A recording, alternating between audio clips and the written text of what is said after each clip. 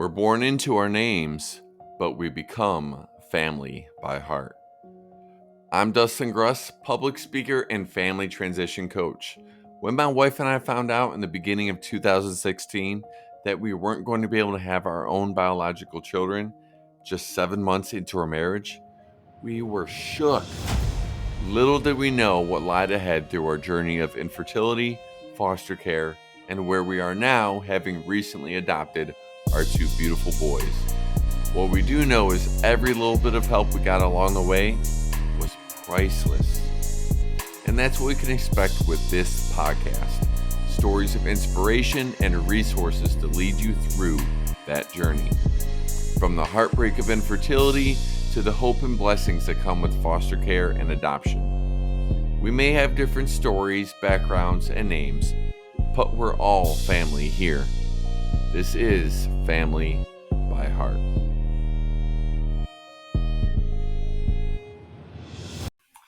What's going on, family? Welcome to another episode of Family by Heart. I am pleased beyond measure to be here with my guests today.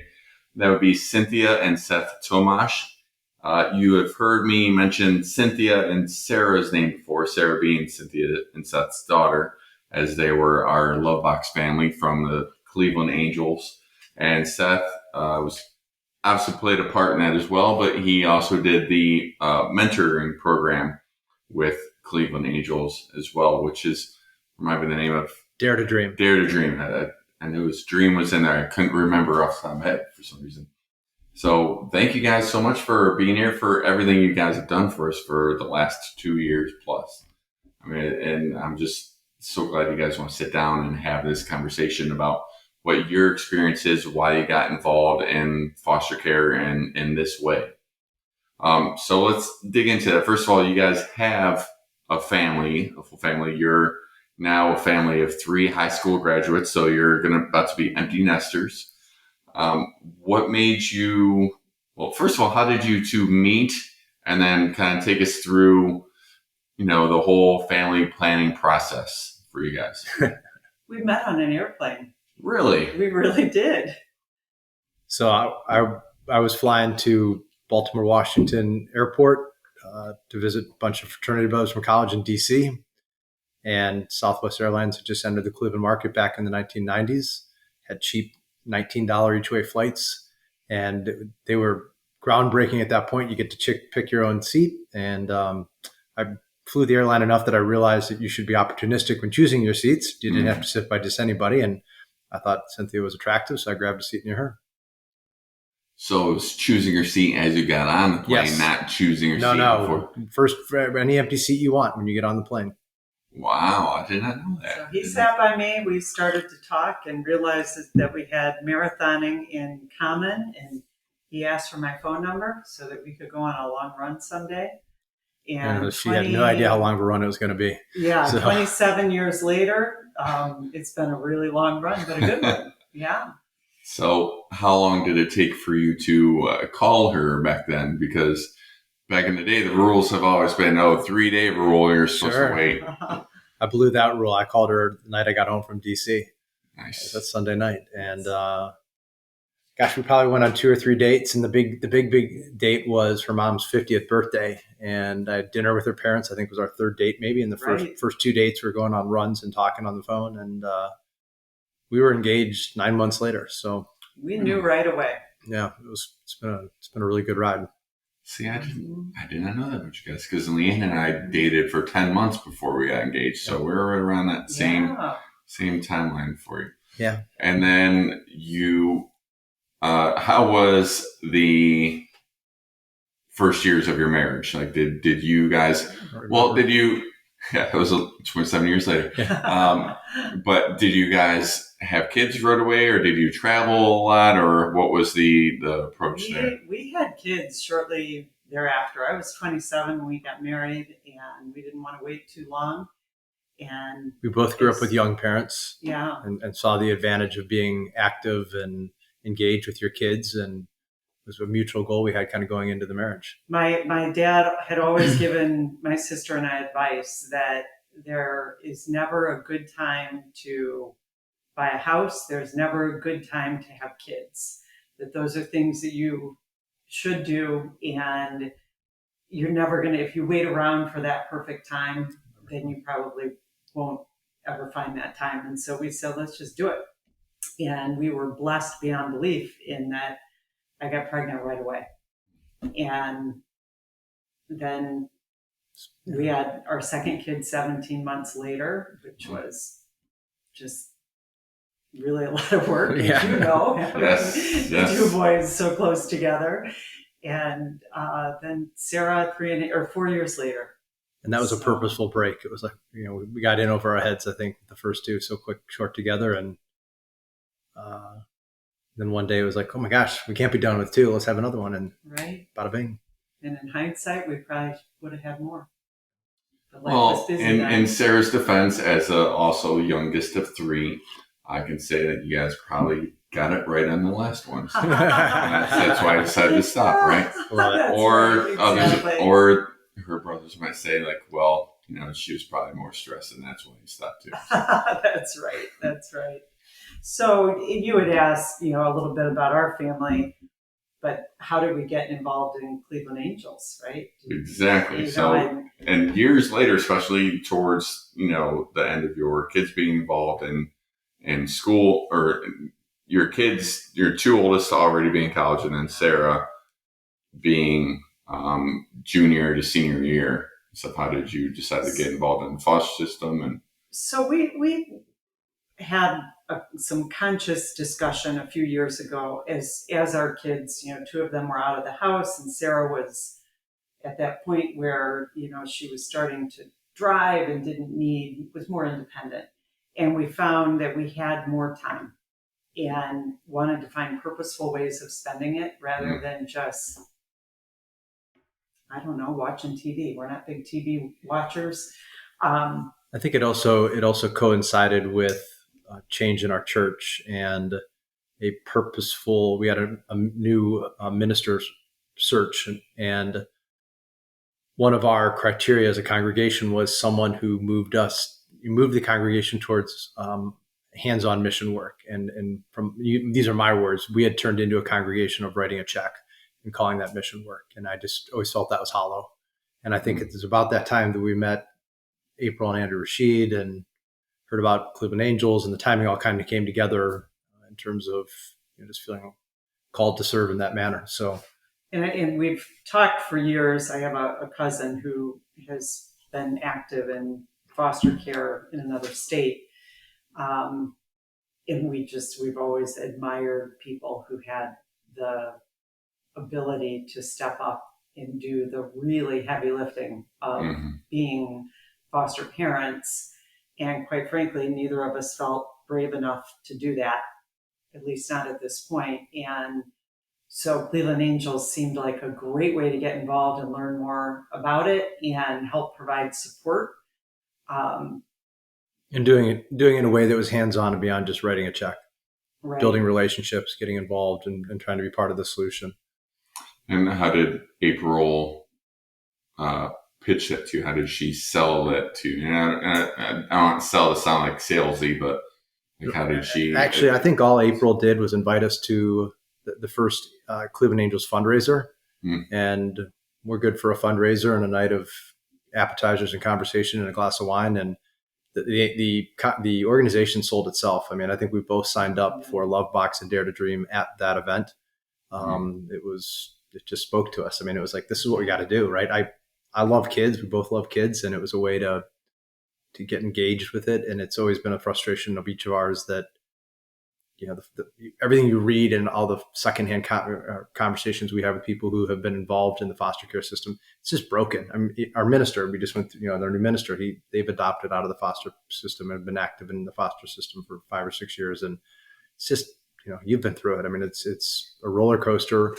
And luckily, many times it doesn't end with the upswings. You guys have had a great experience coming out of it, but it's not fair that there are downswings in it, right? I mean, you're putting your heart out there. And so we felt that was something we should be involved with because we have the time and the means to be engaged. So, and we're obviously you have your Dare to Dream mentee.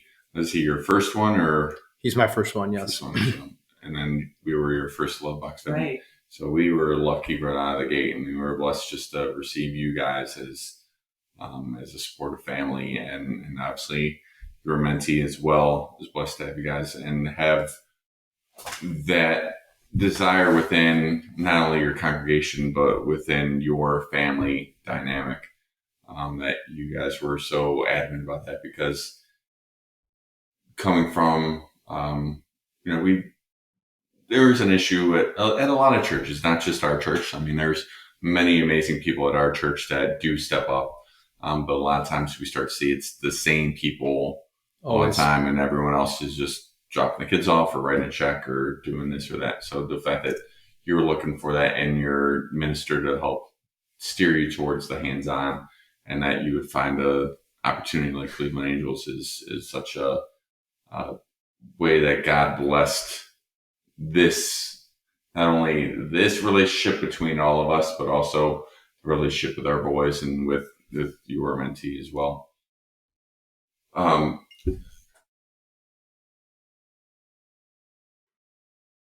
What has been the biggest surprise for you being involved with the Lovebox program and Cleveland Angels and the Dare to Dream program? What's been the thing that stands out to you the most?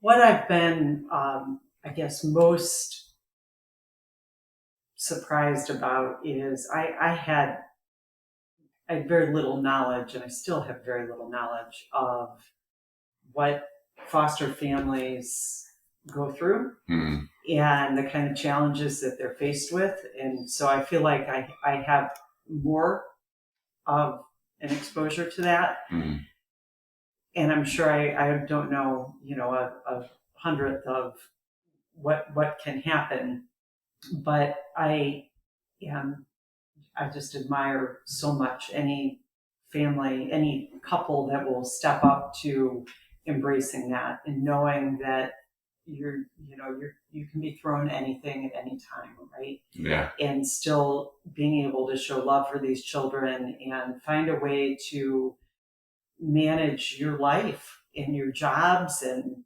everything while you're also trying to walk alongside these kids to try to find the best outcome for their life. So that's been the most eye-opening for me, just because it's been more of a direct exposure, being that I've gotten to know your family.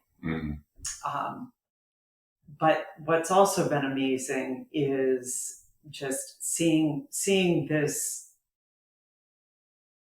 from when we started working together, 2.5 years ago. And you at that time just had the one baby as a foster child, and then went through also adding to your foster family his half brother.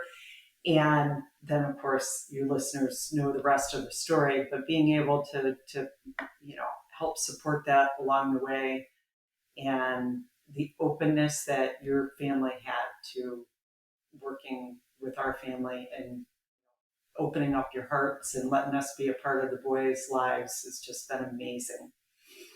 I didn't know going into this if it would be possible that we would end up friends, and really I feel like close family friends, and that's been such an amazing upside to the whole thing.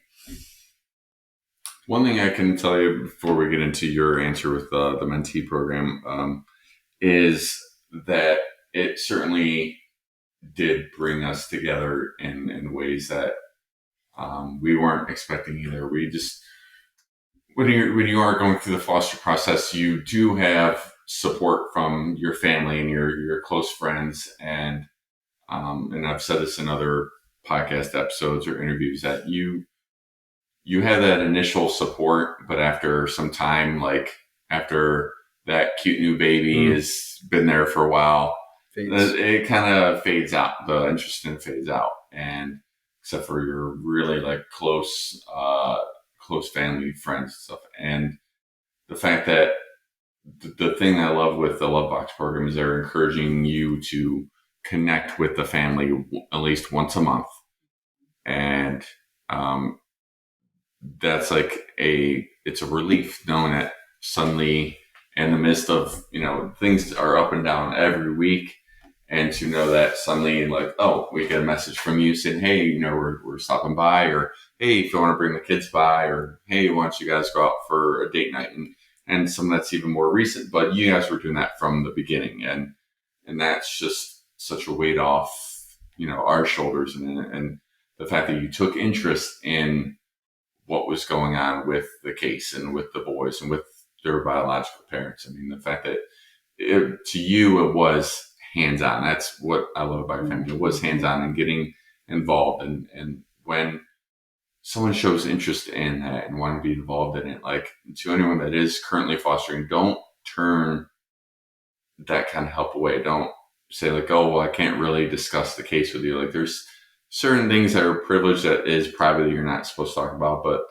the kind of friendships and support that we created through it all, like having that constant connection with you guys, that's what developed into this family friendship. And that's something that we will forever be grateful for, and that it's continued since we've adopted the boys. It's, technically you guys don't have to do anything for us, but you're still there showing up for us each month and receiving text messages. You're including us in your life with your body building competition and stuff, and which was amazing. Like, we had no idea, and we knew you were athletic and I was working out, but the fact you included us in that, like, that's such a cool thing. So the fact that you're including us in your life, we got to come to Sarah's graduation party, like, those are the connections that really mean something. And knowing that we can go to dinner and the kids are excited to be here and come to you guys, whether we're here for your party or you're at our party or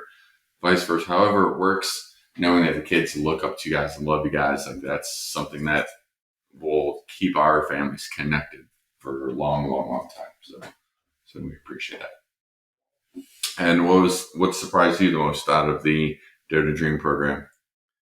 I echo some of Cynthia's comments in regards to just the selflessness, what I consider bravery of the folks putting themselves out to the foster program. The Heather, she's a single mom. And I'll say those words to her, and she says, "Well, it was selfish. I always wanted to have a child, and relationship wise, it didn't work out to get married and have children, and so I just selfishly wanted to have a child." I'm like, "Yeah, but you did it in the most difficult way, and have built this amazing home for this young man."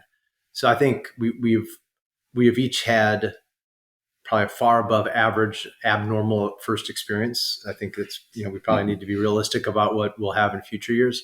I think the other thing that's different with my experience, the young man that I work with had he was 5'6" when he entered the foster system, and had a really tough go of it up to that point.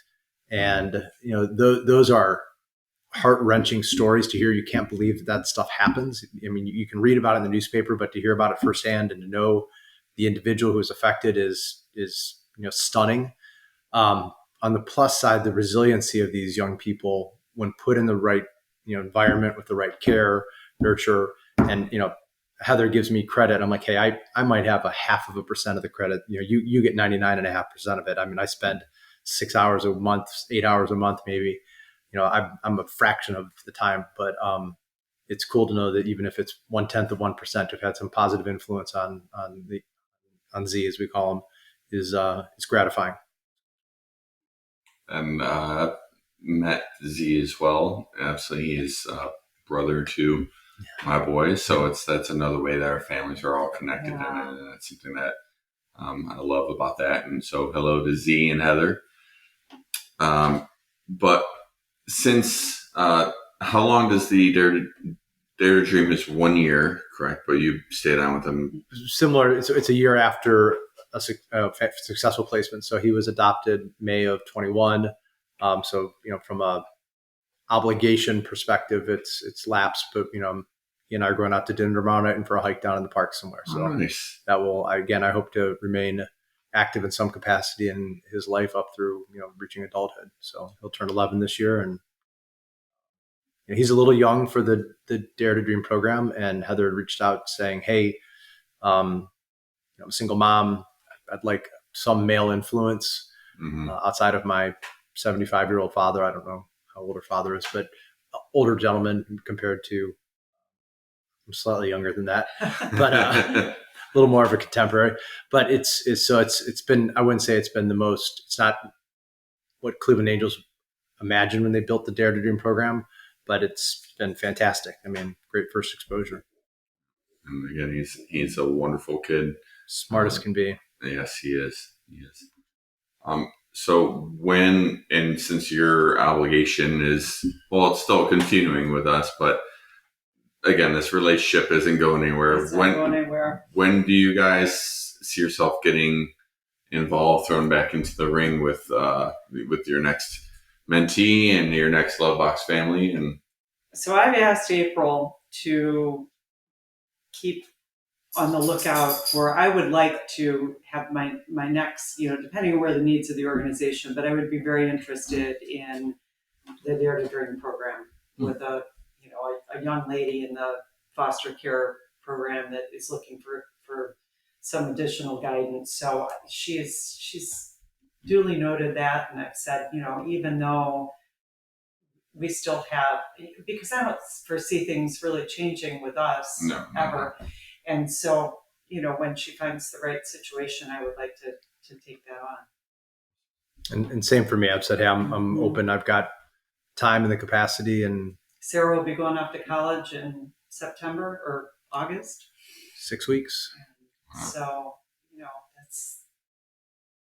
we've got capacity.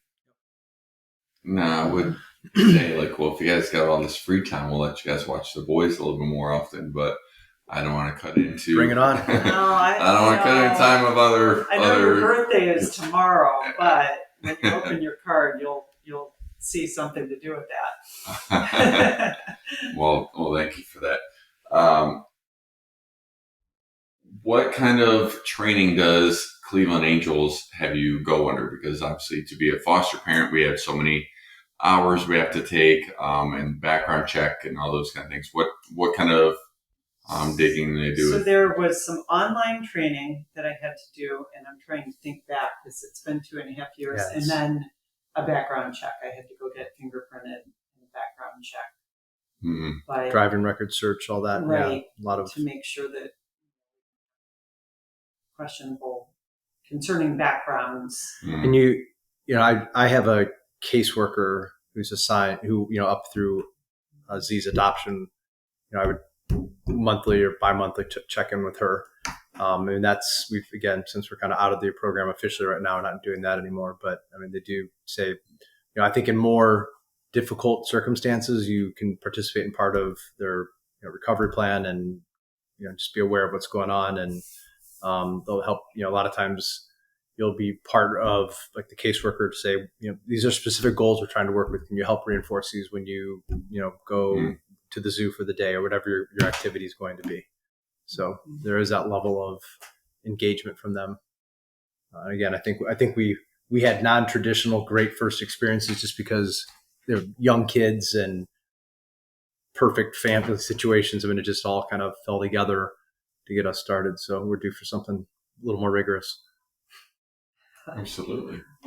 Now, for anyone that's interested in helping the foster care system, what would you say is in addition to what the background checks and everything that they have you go through, what do you think is, a characteristic or some sort of trait or desire you think someone needs to have in order to step into one of these roles to help with an organization like Cleveland Angels, or just to be a mentor to kids in the foster care system? What would you say a trait or characteristic that they should really focus on having?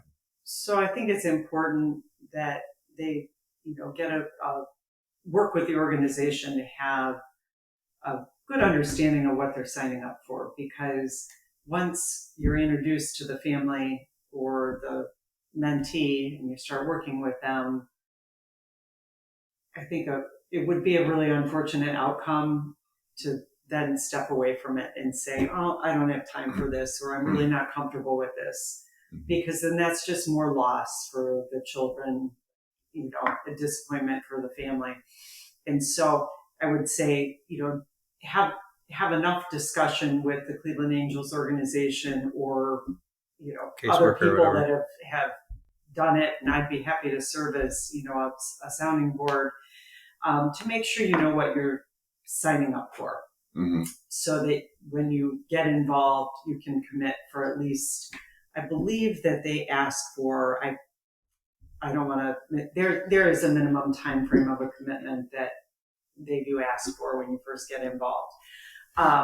So that's one thing. And then just being willing to be sensitive to, the needs, whatever the needs of the family are, which I think are probably can be quite different depending on some families needing more, second set of hands because maybe they've got 5 foster kids at the same time and they need somebody to come sit while they and help watch the kids while they're doing laundry and making dinner and, that kind of relief.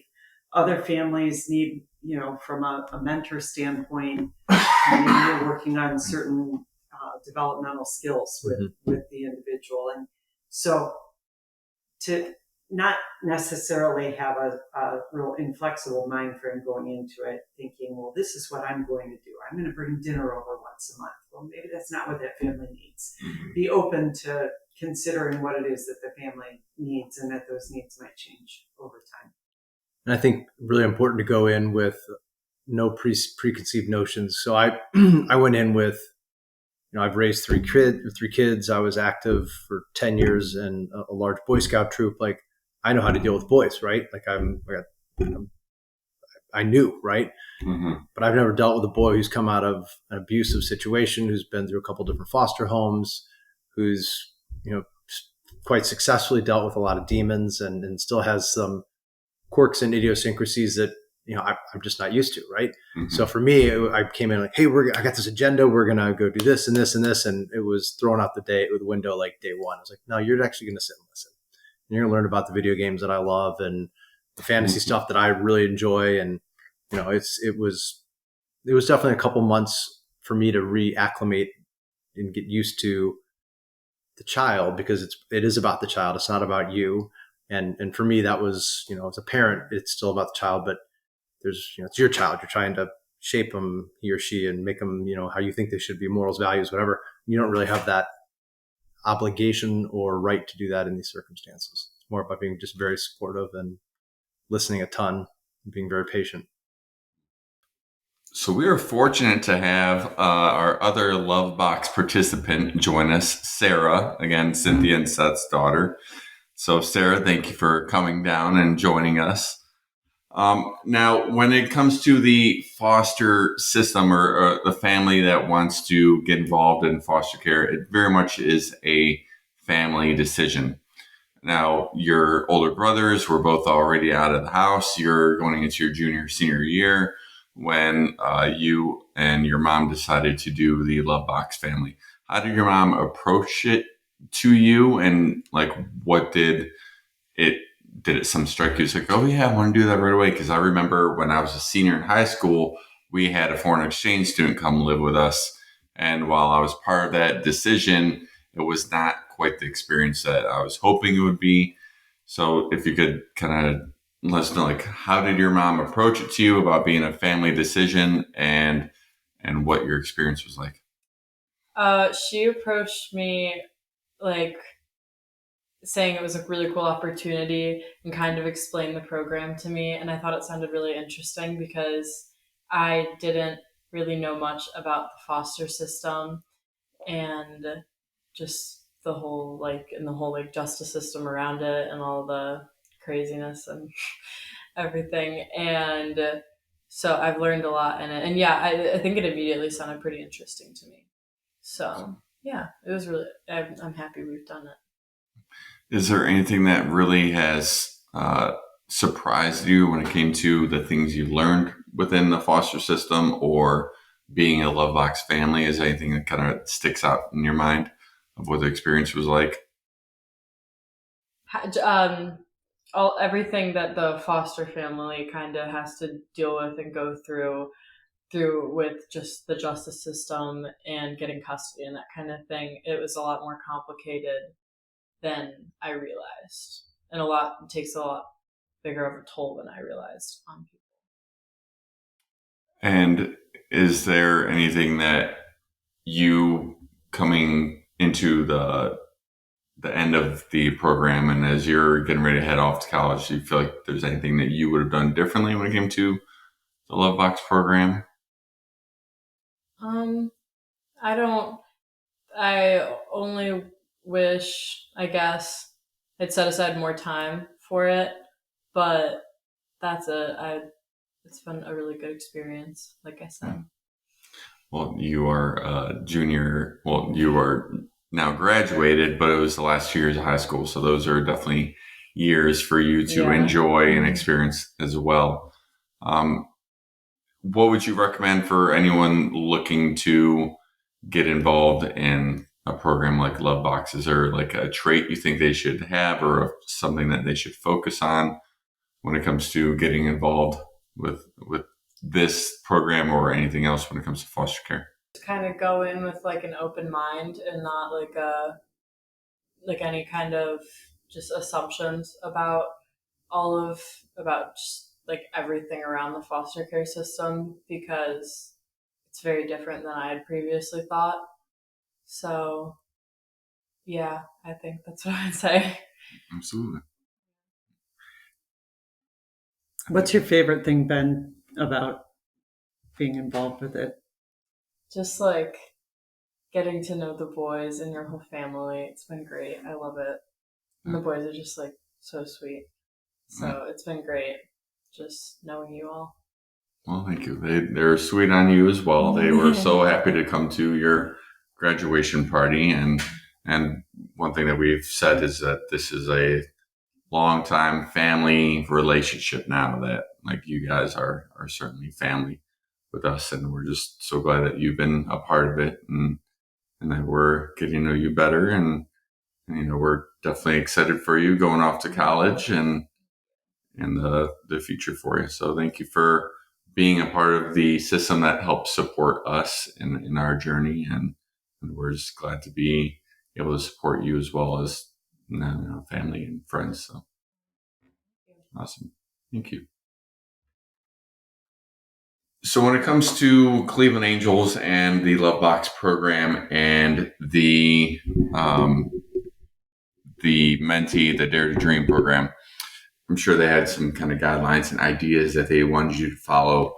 What were some of the things they asked you to do for the love boxes, and what was like the typical love box that you put together? I mean, I know I received them, but if you could explain to our listeners what it kind of entails, and then like what some of your favorite activities were with your mentee and how you guys approach that. So the Lovebox program is called Lovebox because the idea is that once a month you provide something for your family that helps support them most. And what Cleveland Angels recommends, of course, is that you get to know the needs of your family. So some families, that means a prepared meal.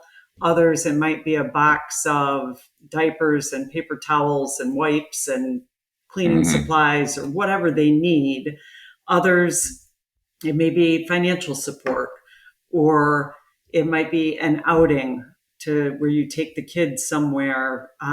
It could be, so examples of things that we have done range from, I think the first time we were with you all, a big box of a list of things that Leanne said your family uses often, just to try to be helpful before we even knew you, right?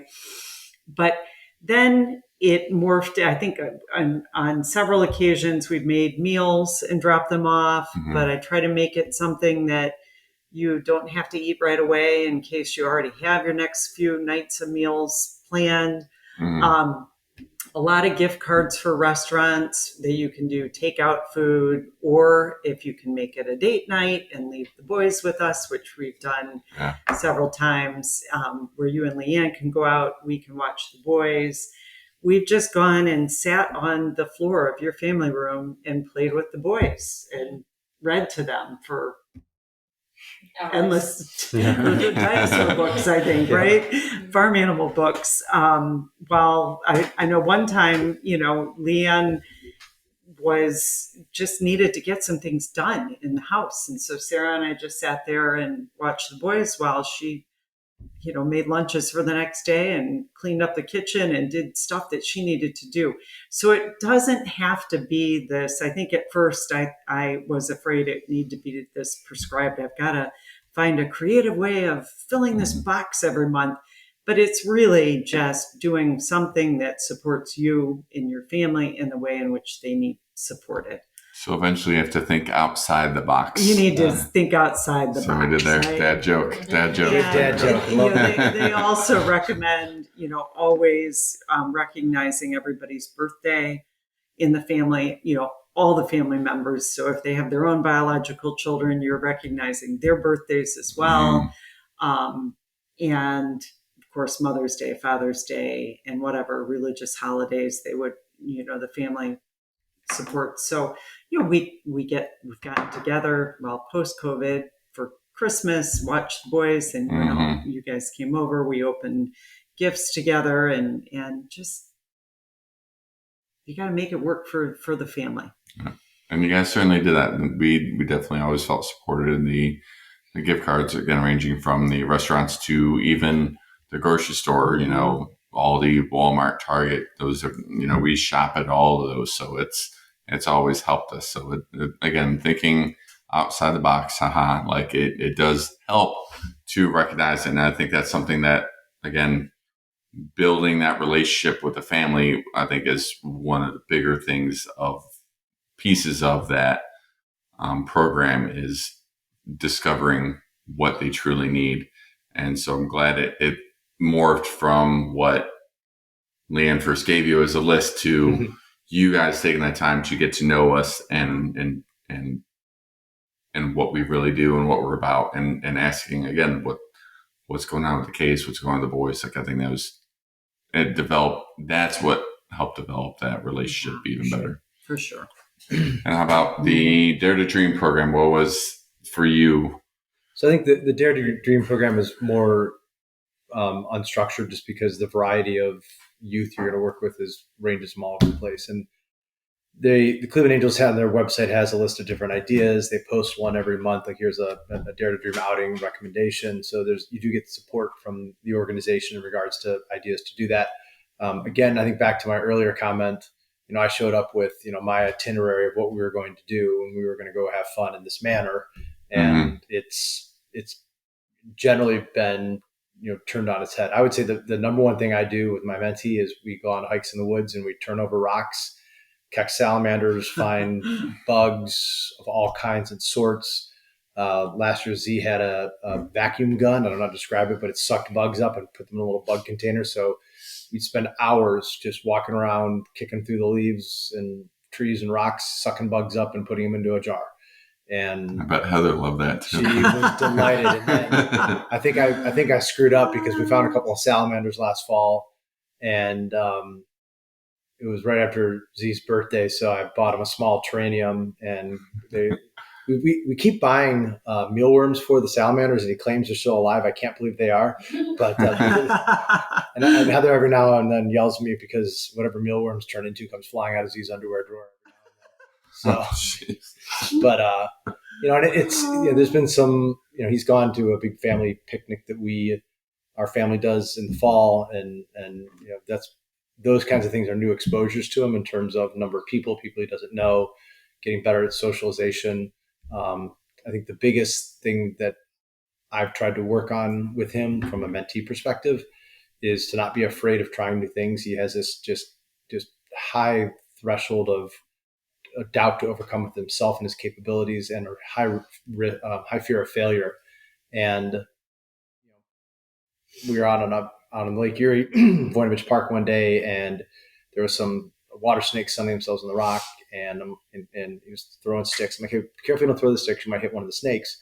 He picked up a big stick and threw it, and it landed like an inch from one of these beautiful snakes out there standing. I'm like, hey, that's why I told you not to do that. Like, you could have hurt or killed that snake, and just didn't want to talk the rest of the day. And I sat down and said, hey, we all make mistakes. That's part of being human. That's part of growing up. I'm not mad at you. There's no anger in my voice. It's just understanding cause and effect. And like, it's cool, dude. Like, just say, okay, say, I'm sorry, move on. Like, no one's mad at you.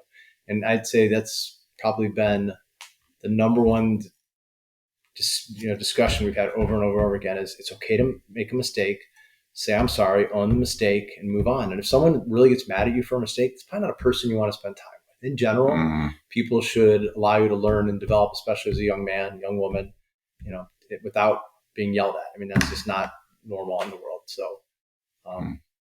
shouldn't be. No. Mm-hmm. Was there a favorite thing you did with the Lovebox program at all? Like in your involvement, Sarah? I think my favorite part has just been sitting with the boys and reading books to them. Like, Draco always wants me to read books to him, and he always just brings them over to me. And Bug book. Yeah. So cute. So I just love doing that with them. Yeah, they love their books. They love their books. Aside from the support you've gotten from the organization and from just being involved with the family, do you feel like there's anything that you do on a regular basis, whether it be, your activities, you're running, you're meditating, praying, anything you feel like has helped you with the things that you have to witness and experience of being, just that 1 degree away from the foster experiences? You feel like there's been anything that's really helped you in your journey with this? That's a big question. Save the big ones for last, Right. So for me, it's I'm your men are from Mars, women are from Venus. I'm a Martian. I suck at listening, but I excel at problem solving. So my engagement, my when I see the pain, frustration of the program that can be in the program, coupled with the joy that can be in the program, I just want to engage more and push more and help solve the problem more. I mean, that's my reaction to those kinds of things. I think Sarah was commenting about the adoption cycle that you went through, and it's just the unbelievable ups and downs that I don't know what the word fair means, but that's not fair. And that, to me is something I would still love to continue to find a way, outside of Cleveland Angels and the direct foster family support, but to try to find a way. How do you fix the system? How do you make it more child focused, more foster family focused, while still respecting the parental rights? I mean, it's so imperfect today. There's got to be an opportunity to make it better. You want to add on top of that, or you feel solid? I don't have a good answer. Yeah, I'm good. I'll hit you later, I'm sure. All right. Well, again, I just can't voice enough how meaningful you guys have been to us and our journey, and then how meaningful it is for families like yours to get involved in programs like the Cleveland Angels and any kind of programs similar to Cleveland Angels where you have an opportunity to be a mentee or support the families, because you are, again, offering not just support to the foster family, but you are being a steady presence in the child's lives as well, which is one of the most important things in the foster system, is that they are having consistency and stabilization. And so the work that you guys did not only for us, but are going to do for your next families, we just, appreciate, and I'm just so thankful for you guys. We're going to pray for you guys on that journey, and we're praying for the families that you guys get to work with going forward. And we look forward to supporting you and supporting another family. So thank you guys again so much for sitting down with me. Sarah, thank you for coming down and joining as well. I know you weren't planning on being part of it, but I'm glad we were able to grab you and pull you down here. Good luck to you on your journey at school. And again, as you heard here, we took this family that was just going to bring us a box of stuff that we needed, and it went from being that to them becoming friends, and then now we're family, because again, we're born into our names, but we become family by heart.